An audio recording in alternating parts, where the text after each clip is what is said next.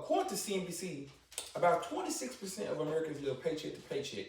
And the reason for that is overspending, buying frivolous things, or going to trips you probably don't need. The debt problem, or the living paycheck to paycheck. Hello, my name is Griffin Sanford, and I want to talk to you about the problems with living paycheck to paycheck. For one thing, living paycheck to paycheck is really bad because it allows you where you cannot afford you can't get certain things you need and everything. And a lot of people do that because they always buy stuff they want. And the problem with this is, as you get older, if you live paycheck to paycheck, you never have savings. That means you can't fund your retirement. You can't do this, you can't go there. Or you might buy stuff. You might buy stuff and you continue to use debt. And the relevance to this problem is, like I said, it's 26% of Americans live paycheck to paycheck. That means, and they said and according to CNBC, over half don't even have a $1,000 emergency fund. I believe that if we could solve the paycheck to paycheck problem, more Americans will have more money to do things they want, and we would not have the cycle of debt that continues in America today.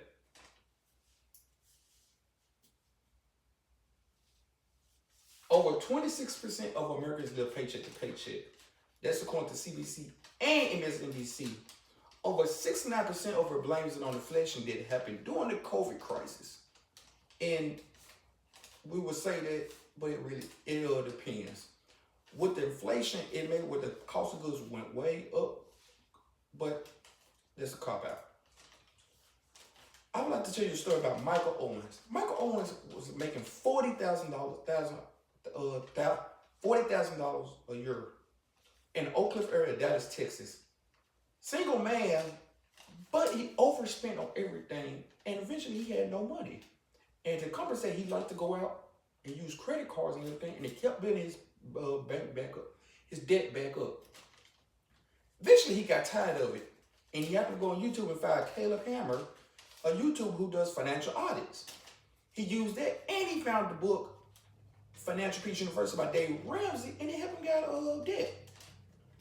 And eventually, he was able to build his emergency fund 6 to 9 months, which is recommended by everybody, including CNBC and NBC, Dave Ramsey, and Caleb, and other financial people.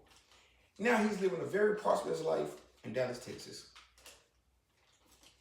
I think the goals to help us do this, we got to start teaching financial habits early, at an early age.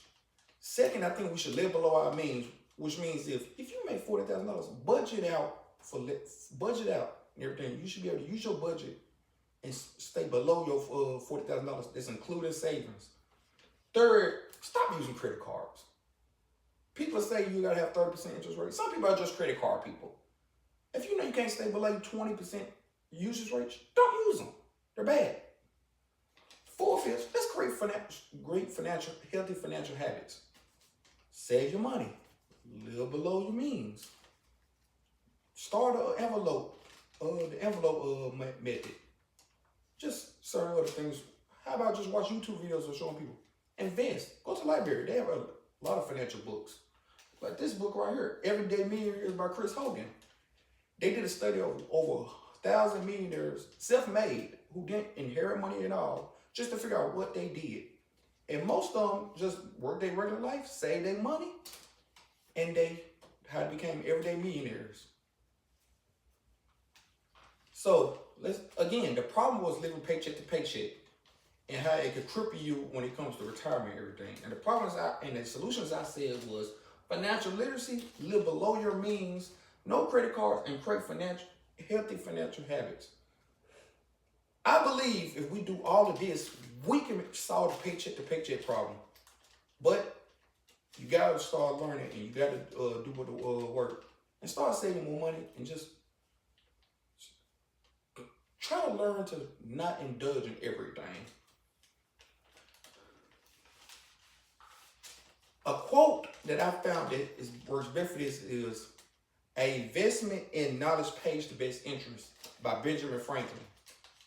And it works best because it uses financial terms, and it does. If you just use the knowledge that they give you in financial, you'll be able to prosper. Thank you.